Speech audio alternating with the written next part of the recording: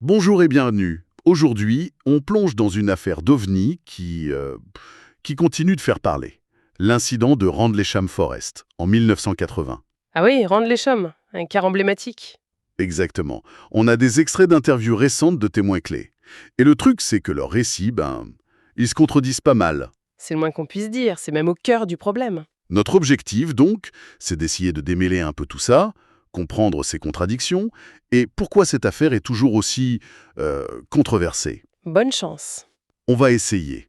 Alors, pour commencer, un petit rappel rapide. Fin décembre 80, en Angleterre, près de bases RAF occupées par l'US Air Force. C'est important, la présence américaine. Tout à fait. Des militaires observent des lumières étranges dans la forêt. La première nuit, clé, 26-27 décembre, deux hommes, le sergent Penniston et l'aviateur Burroughs. Ils sortent voir ce que c'est. Voilà. Et ils disent tomber sur un engin. Triangulaire, lumineux, environ 3 mètres de large. Et ils parlent de preuves physiques, c'est ça? Oui, des marques au sol, des branches cassées, des brûlures sur les arbres, et même des radiations. Assez élevées apparemment. Penniston aurait même touché l'engin. C'est ce qu'il dit. Et noté des symboles dessus. Ça, c'est la première nuit. Ok. 2 nuits après, le 28, c'est le lieutenant-colonel Charles Halt, le commandant adjoint de la base, qui prend les choses en main. Il y va lui-même avec une équipe? Et du matériel cette fois. Oui, enregistreur audio, compteur Geiger. Et là, ils observent aussi des lumières. Différentes, non? Oui, Des lumières pulsantes, c'est ça. qui projettent des faisceaux vers le sol. Et un de ces faisceaux, il tombe près de la zone de stockage d'armes, la fameuse WSA. Tandis C'est pas rien. Non, c'est un document clé. Pourtant, les explications officielles, elles, restent très terre à terre. Un phare côtier, des météores, un tracteur, un canular, on a tout entendu. Voilà, et c'est là que la controverse s'installe durablement. Parce que ce mémo de Halt, bien qu'officiel, ne dit pas tout apparemment. Et surtout, d'autres témoignages arrivent. Notamment celui de Larry Warren. Ah, Larry Warren, c'est lui le catalyseur de beaucoup de tensions. Un autre membre de la sécurité, présent aussi, Et lui, son histoire est radicalement différente. complètement. Il décrit un événement bien plus intense, qui se serait passé lors de cette troisième nuit, dans un champ spécifique, Capel Green. Une version que Halt dément, formellement. Oui, il l'a traité de menteur publiquement. L'ambiance entre les témoins est, disons, électrique. Alors justement, qu'est-ce qu'il raconte Warren, d'après deux sources? Alors, Warren insiste sur un point quai. Il n'était pas avec Penniston et Burroughs la première nuit. Son truc à lui, c'est la troisième nuit, à Capel Green. D'accord. Et il voit quoi? Il décrit un objet triangulaire posé au sol, plus gros, genre 6 mètres, et surtout, il dit avoir vu 3 êtres en sortir. Des êtres? Des extraterrestres?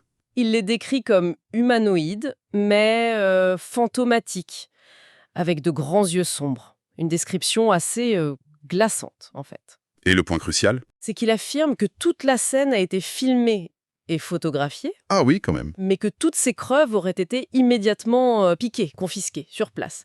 Il dit aussi avoir passé un test au polygraphe, un détecteur de mensonges, qui aurait confirmé son récit. C'est une histoire assez dingue. Est-ce qu'il est seul à raconter ça? Non. Et c'est là que ça devient encore plus intéressant. Steve Longro, un de ses collègues de l'époque, confirme que Warren était bien là cette nuit-là. Longuereau, il faisait partie de l'équipe de Halt, non? Il a participé à l'enquête de Halt sur les traces au sol, oui. Il parle d'ailleurs de lectures de radiation hallucinantes hors de ce monde. Et il corrobore d'autres éléments? Il se souvient avoir vu des lumières au-dessus de la WSA, la zone de stockage, qui ont déclenché les alarmes. Ce qui suggère bien un intérêt pour cet endroit sensible. Potentiellement nucléaire. Potentiellement. Et il se rappelle aussi avoir été envoyé, avec Warren, chercher des projecteurs mobiles, des Lightholes, et depuis la forêt, il dit avoir vu une lueur intense, en direction de Capel Green. Donc ça semble pointer vers cet événement de Capel Green. Ça donne du poids à l'idée qu'il s'est passé quelque chose de plus que ce que Halt a rapporté dans son mémo. Le nœud du problème, c'est vraiment cette troisième nuit. Ok, si on résume. D'un côté, la version de Halt. Lumière bizarre, traces, radiation. Inexpliquée, mais pas de rencontre du troisième type confirmée. C'est ça. Une version déjà troublante, mais qui reste dans le domaine de l'observation à distance, si on veut. De l'autre côté, Warren, Longera et d'autres témoins cités comme Bustinza ou Batram. Eux, ils parlent d'un contact beaucoup plus direct. Un atterrissage, des entités, des preuves filmées et surtout une dissimulation massive. Une dissimulation qui irait bien au-delà de minimiser les faits. Exactement. Peut-être lié à la nature de la rencontre elle-même, voir des entités c'est autre chose que voir des lumières, ou peut-être lié à l'interaction avec la WSA. Bien sûr, 40 ans après, les souvenirs peuvent se mélanger, les dates, les lieux. Oui, la confusion temporelle est un vrai problème pour vérifier les détails.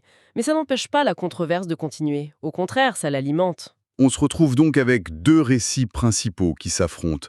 La version limitée de Halt et la version extraordinaire et censurée de Warren et compagnie. C'est exactement ça. Et ça soulève une question fondamentale, pour terminer. Laquelle? Si ces preuves existent vraiment, les films et les photos de Capel Green, et si plusieurs militaires corroborent une rencontre aussi incroyable, alors pourquoi 4 décennies de démentis, de conflits internes acharnés entre les témoins eux-mêmes, et ce qui ressemble quand même beaucoup à une suppression organisée d'informations? Quelle pourrait être la motivation derrière un secret gardé aussi longtemps et farouchement?